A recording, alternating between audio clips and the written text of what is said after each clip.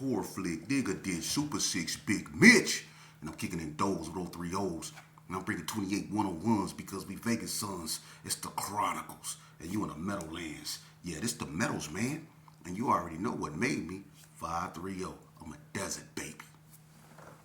Boom! Hubba dub, scrub, 22-inch gold, that and dang, big polo yang. You know you can't hang. Nah, I'm just playing. Welcome Vegas Chronicles with the whole Super 6 Big Mitch. And you know today, like any other day, y'all know what we do. Actual factuals, no additives, no preservatives. Like summer sausages and crackers. Y'all already know what we do. Shout out to everybody that's been rocking with your boy, man. I appreciate it. We still doing what we do, brick by brick, you know. Today, I want to talk about something, man, but I want to address a certain individual. Last video I did, someone came and made a few statements, you know, about my video.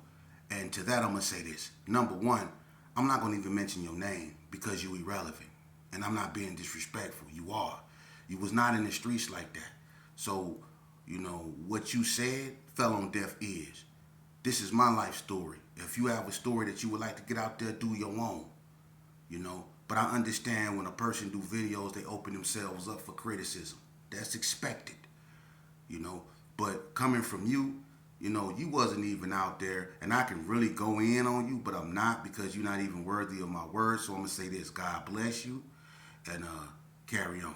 But anyway, today, man, I want to answer a few questions, man, that people ask me. You know, number one, they asked me was the ABMs Bloods or Crips, and I said that they were neither.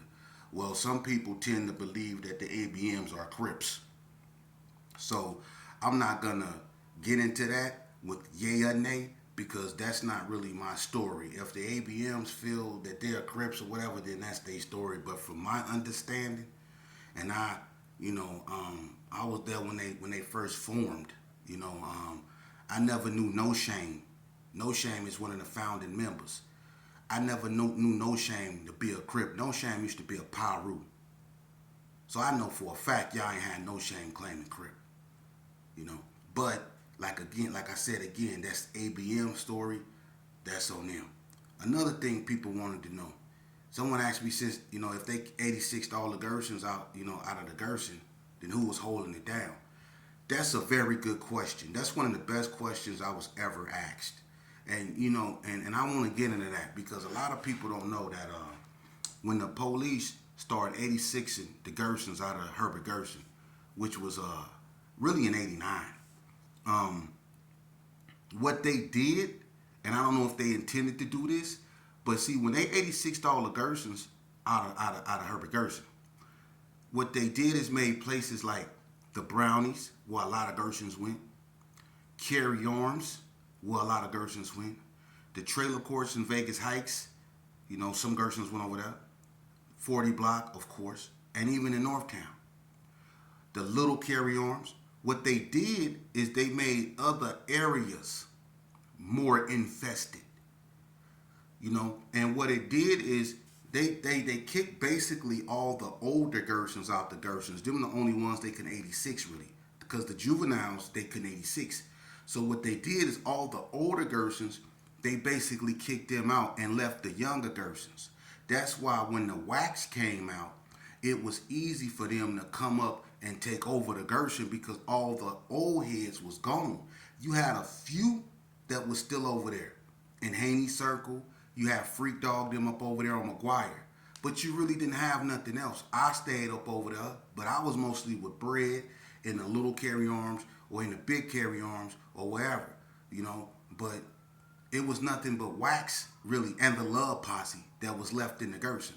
So when the Wax came out, they just you know, stepped up and took over. It was easy, just like Donna Street did on Donna. You know, but what happened was areas like the Brownies became more violent.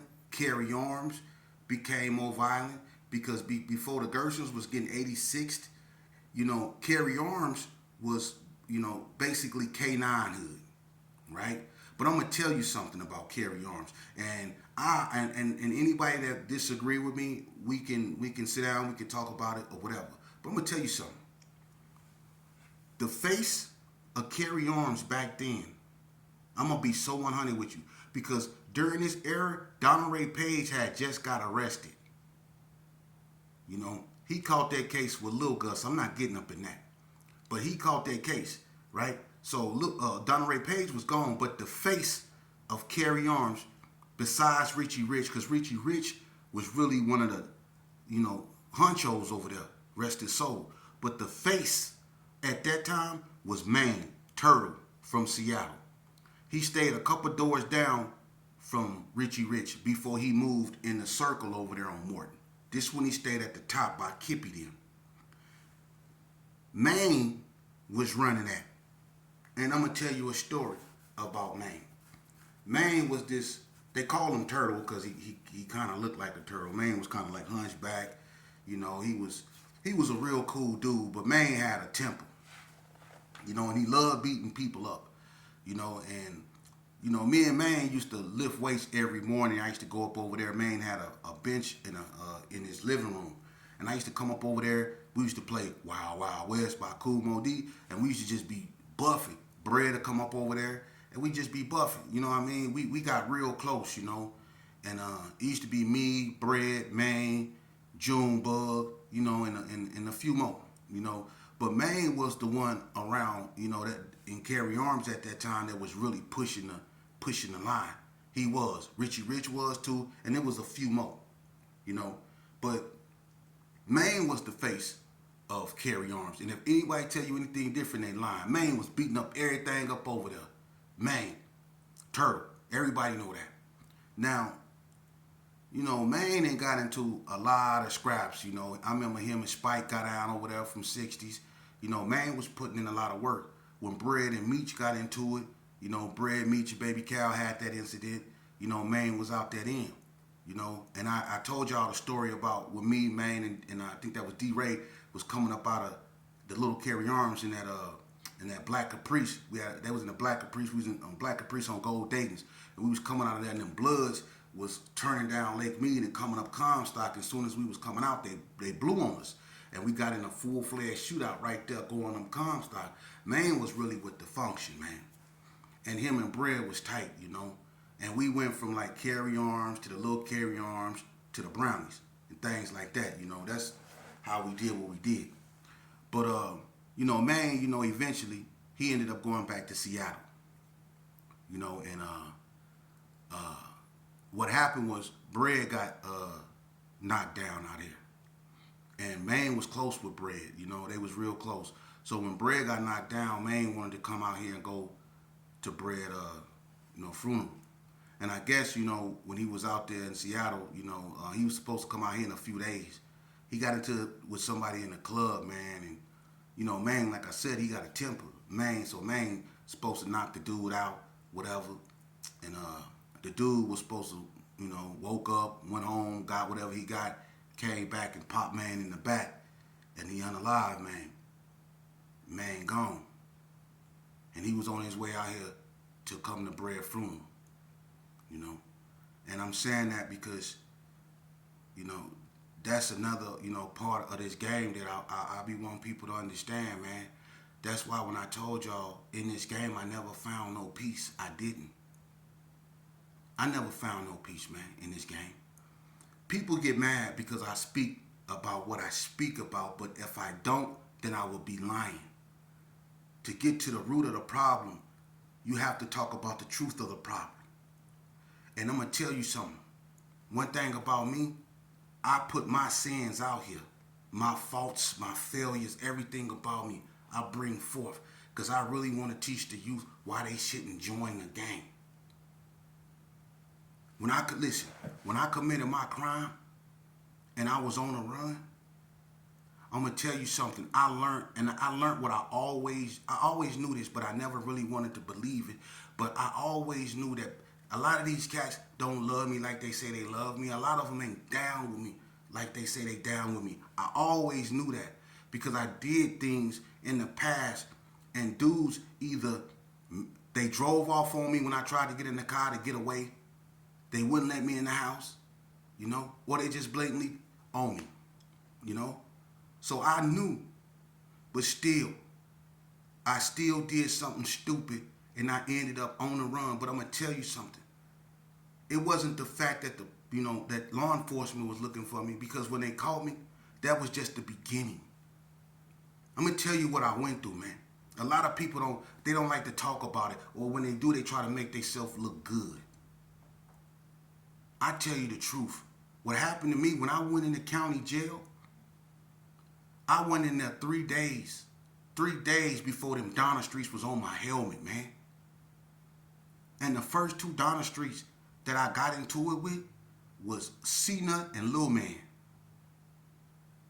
And it's in 93. C-Nut was in there for a high profile case. I don't know what Lil Man, but they had us in a holding cell. And as soon as I go up in there, me, Lil Man, and C-Nut get into it. And they was finna jump me if it don't be for Crip Cal, not Baby Cal, but Crip Cal from 60s. He had my back. You know? And me and him got into it with Lil Man and C-Nut. So right then and there, it was on and cracking. Every time a Donna Street seen me, they tried to get me in the law library.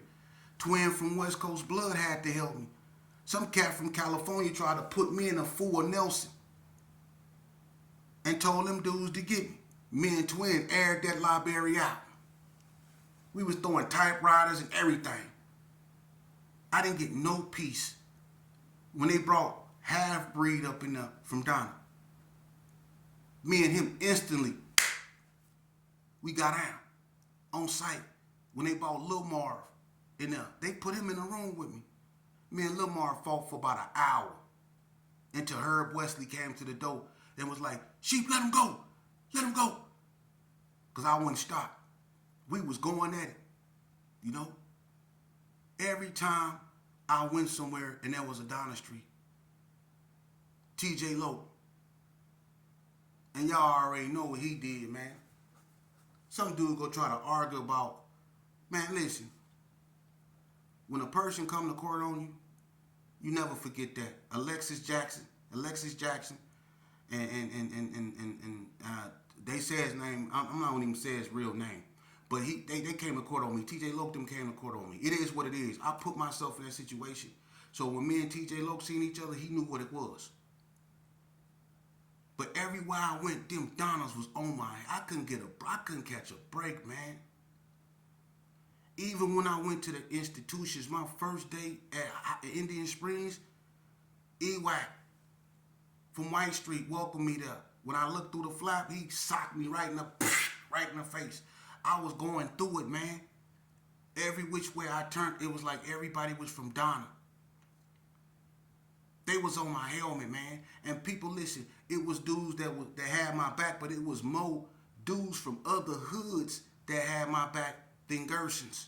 And I'm not saying that the Gersons didn't have my back. There wasn't none of them around. It was cats from other hood like D-Loke from 60s.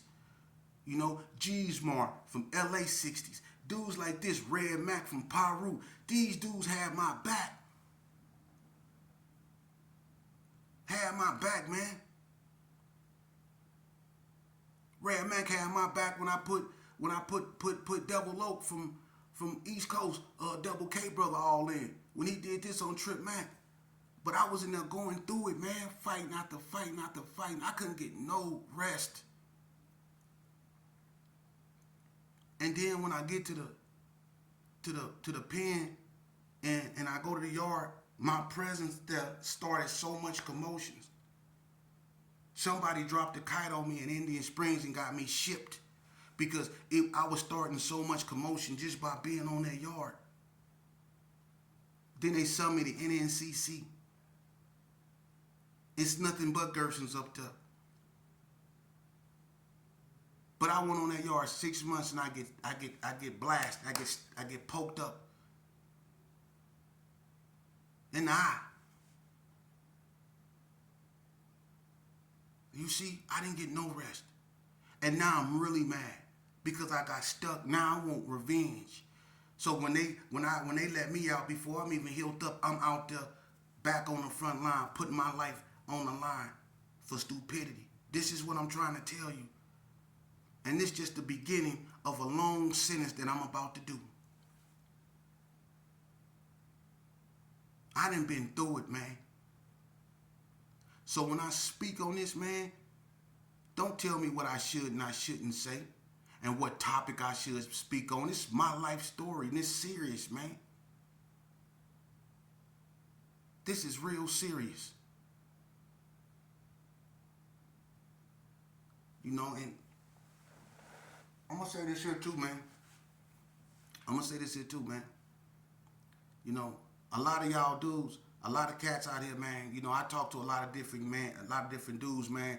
And you know, a lot of them, they have the same fears, and it's their sons and their daughters getting caught up in what they got caught up in. They know how easy it is to get caught up in this, and they know how hard it is to come from up under this. They know that. And they don't want their children up in this, man. A lot of people up out here think that this is a lost cause, and what I'm doing is only, bringing light, to the past, to something that don't exist. Let me tell you something about the past. The past is the reason why the present is the way it is. It's because of the past. It's because of what we've done. If we would have never did what we done, we wouldn't be in the situation we is now. You know? But I'm never going to stop bringing my message, of trying to help these youngsters, man, and the youth. I'm never going to stop doing that, man. I'm never going to stop doing that. And I'm doing that, and I'm doing what I'm doing, and I don't care what nobody says, because I'm going to tell you something, man. In them hoop scouts, after I got poked up, I was really hurting people up in there, man. People that didn't do nothing. I was just simply hurting people because of where they come from or where I thought they came from, man. There's so many people that we did bad things to, man. And I still, when I look, man, back then when I can look people in the face and see in their eyes, man, the fear some of those dudes had on their faces when they see all these cats coming to get them and they don't even know why they coming to get them. But we was doing it simply because we just wanted to hurt somebody, because I got hurt. We did this for years, man. So when I bring you these messages, this is serious. This ain't no game. It's not. And it's time for us to start accepting responsibility for what we doing. Shout out to everybody that's starting to recognize that, man. It's a lot of cats that's starting to separate themselves from these crowds. It's a lot of youngsters that don't want to be a part of crowds and gangs no more. It's a lot of youngsters that's starting to question that stuff, and I salute them, man, because they waking up, and we need more of that. We need more of that. Because females that I didn't grow up with, they burying their children. That I didn't grow up with, they burying their children, they burying their sons, they burying their daughters. Some of my closest friends that I grew up with have lost their children to this game, man. And a lot of them is all but broken. Y'all want to sit around and blame everything on an injustice system, a racial. Y'all want to sit around and blame everything on law enforcement. Y'all want to sit around and blame everything on the misfortunes that you have, but all we do is sit around, drink 40 ounces, talk bad about one another, plot to do one another in, and when one of us try to come up and shine, we do everything in our power to tie them down, man. That's what we do. It's everybody's problem but our own. We don't never want to look within ourselves and try to fix what's going on within us, because maybe we the problem. We never look at ourselves. We look at everything around us, man. And I'm going to tell you something. A lot of us have issues, mental issues that we really need to deal with, especially if you've been in this game. Because I have mental issues. I do. I'm not afraid to admit it, man. What I was doing since I was 10 years old was unnormal. The consumption of the drugs that I was using at the age of 12 was unnormal, man. The consumption of alcohol, that was unnormal. I wasn't giving my brain a chance to develop. I was hanging with dudes old enough to be my father, son, my grandfather. playing a game that was not meant to win, that I was not meant to win, that wasn't meant to be played to win. That's what I was doing. Because I was little sheepdog, son. I was big sheepdog, son. So all that neurological damage I done to myself, I never really had that addressed. All that hatred that I mustered up from years and years of being in wars with other neighborhoods, fighting, going in and out of institutions, constantly running from law enforcement, stressing my mama out, putting myself in danger on so many levels. And I did this on a daily norm. So when you grow up in that world, it takes its toll on your mentality. And then if you go to the penitentiary for a long, extended period of time, man, the stuff that you go through in there, the stuff that you witness in there, the feelings that you feel in there can be traumatic to your mind, man. And a lot of us don't get that check. One thing I won't hide, whenever them people called pill call, I was one of the first ones in line. And it wasn't because I liked it. It was because I really had issues. I used to have nightmares, man, of the things that I've done. This is real. This is real.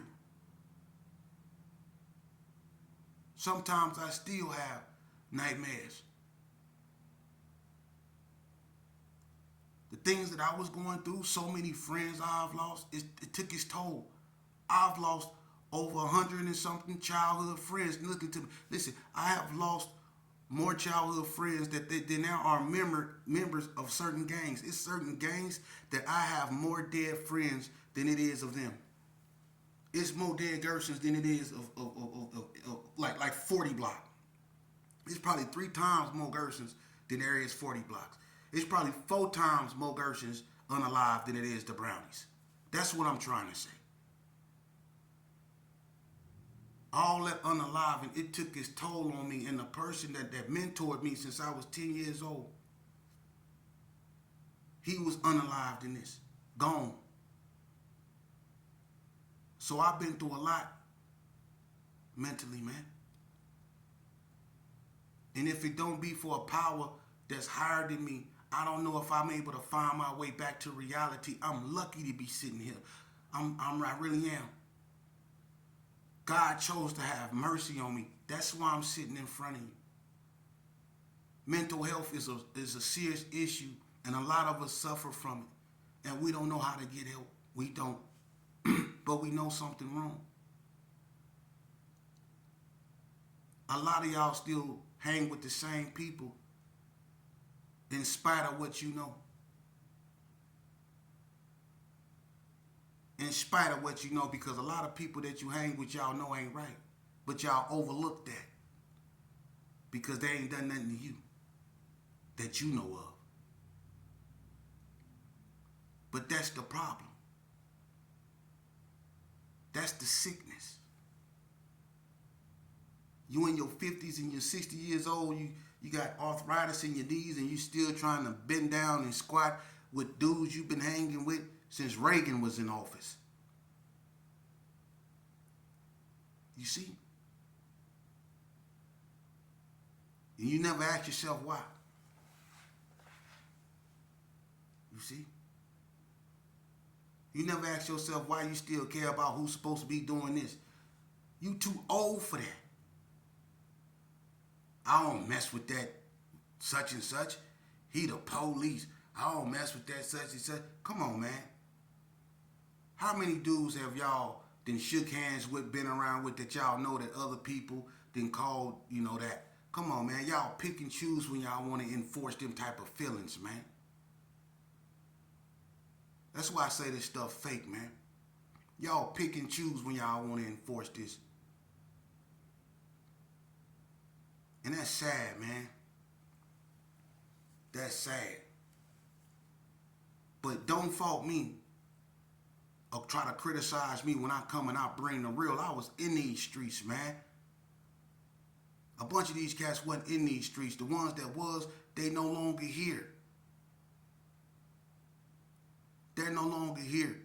You got these dudes that's been look, you got these dudes that ain't never broke the law, that had more fights with their baby mamas than they did with their enemies, and call themselves OGs. You is not no OG. A bunch of y'all only beat up the dudes that y'all hung around. Y'all never went out and did nothing to nobody else. You only beat up the dudes that y'all hung around and became neighborhood bullies. And y'all think y'all reputables. You ain't no reputable. A reputable is the one that persuade a child not to go the route that we took, because y'all know where that route lead to. So them the reputables, the ones that tell them children, get your butt in school. Pull your pants up. Or if somebody say that's on the set, that's on the what? You supposed to check them youngsters, man. Make them get their behind. They supposed to be better than us, man. We gang bang so they didn't have to, man. Why we allow our children and other people's children to get infected with this disease, man? That's sad, man. And I'm going to keep bringing these videos, man, because it's people's moms, it's people's fathers that need this type of help. They can't raise 3, 4, 5 kids up in these streets. Some of them doing it by themselves. The lure of the streets, that's real. When your child go outside, you should pray. You should. And you should be scared. Because what awaits them out there is bad. For real. Because when I went outside, when I used to go outside, all I seen was violence, madness, chaos, and commotion. And me being the son of whoever,